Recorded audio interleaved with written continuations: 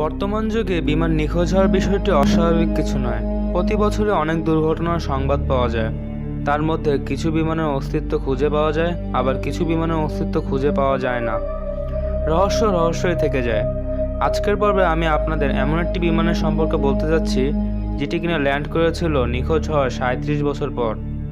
শুনে হয়তো অনেকেরই বিশ্বাস হবে না, কারণ যেখানে একটি বিমান একটানা দুদিনও উঠতে পারে না, সেখানে 37 বছর। হ্যাঁ, 37 বছর পর ল্যান্ড করেছিল বিমানটি। 1955 সালে নিউ ইয়র্ক থেকে মিয়ামি যাওয়ার পথে নিখোঁজ হয়ে যাওয়া চার্টার ডিসি 37 বছর পর 1992 সালে ভেনেজুয়েলার কারাকাস বিমানবন্দরে ল্যান্ড করেছিল। ঘটনাটি শুনে কাল্পনিক মনে হলেও কন্ট্রোল টাওয়ার এবং পাইলটের মধ্যে হয়ে যাওয়া রেডিও যোগাযোগের ঘটনা একটি বাস্তব প্রমাণ। তাছাড়া সেখানে উপস্থিত সকল কর্মচারী এবং যাত্রীগণ স্বচক্ষে এই ঘটনাটি দেখেছেন। আবার বিমানটি উড়ে যাওয়ার কয়েক সেকেন্ড আগে পাইলটের হাত থেকে পড়ে যাওয়া 1955 সালের একটি ক্যালেন্ডারও এই ঘটনার সাক্ষী। কন্ট্রোল টাওয়ারের একজন ম্যানেজার জুয়ান ডেলা কর্টে বলেন, আমি পরিষ্কারভাবে বিমানটি দেখেছি, পাইলটের সাথে কথা বলেছি এবং 1955 সালের একটি ক্যালেন্ডারও পেয়েছি। কিন্তু এখনও আমি ঘটনাটি বিশ্বাস করতে পারছি না। ডেলাকর্টে এবং অন্যান্য ম্যানেজারদের মতে, যখন বিমানটি উড়ন্ত অবস্থায় আমাদের বিমানবন্দরে এসে পৌঁছায়, তখন আমরা একটি অদ্ভুত বিষয় লক্ষ্য করতে পারি। আমরা সবাই স্বচক্ষে বিমানটিকে দেখেছি, কিন্তু আমাদের র্যাডারে কোনো বিমানের চিহ্ন দেখাচ্ছিল না। ডেলাকর্টে বলেন, এরপর আমি রেডিওর সাহায্যে বিমানটির সঙ্গে সংযোগ স্থাপন করতে সক্ষম হই। আমি পাইলটকে তাদের পরিচয় জিজ্ঞাসা করলাম, কিন্তু তারা আমাকে বলল এটা কোন জায়গা। তাদের কণ্ঠে ভয় এবং বিভ্রান্তি দুটোই প্রকাশ পাচ্ছিল। অবশেষে তারা তাদের পরিচয় দিল এবং তারা বলল এটা চার্টার ফ্লাইট 914। আমরা 4 জন ক্রিউ সদস্য এবং 57 জন যাত্রী নিয়ে নিউ ইয়র্ক থেকে মিয়ামি যাচ্ছি।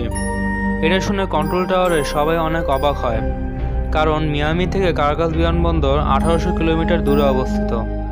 তখন আমি পাইলটকে বললাম, এটা কারাকাস বিমানবন্দর, সাউথ আমেরিকার ভেনেজুয়েলা অবস্থিত। তারপর আমি জিজ্ঞাসা করলাম, আপনারা কি পথ হারিয়ে ফেলেছেন? কিন্তু কোনো উত্তর পেলাম না।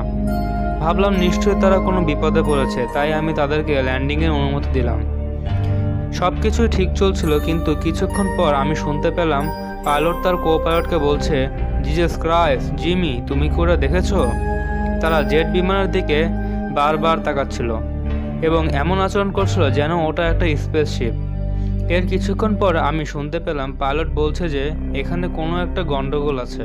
কিছুক্ষণ পর পাইলট কন্ট্রোল রুমকে জানায় তারা 1955 সালে 2 জুলাই সকাল 9:55 মিয়ামি ইন্টারন্যাশনাল এয়ারপোর্টে যাওয়ার উদ্দেশ্যে যাত্রা শুরু করে।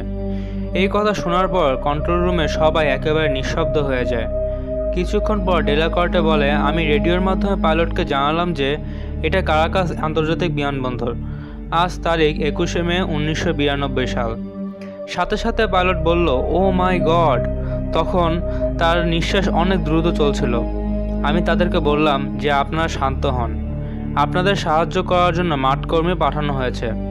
কিন্তু যখন মাঠকর্মীরা বিমানটির নিকটে পৌঁছায়, তখন পাইলট চিৎকার করে বলে, আপনারা বিমানের কাছে আসবেন না, আমরা এখনই এখান থেকে চলে যাব।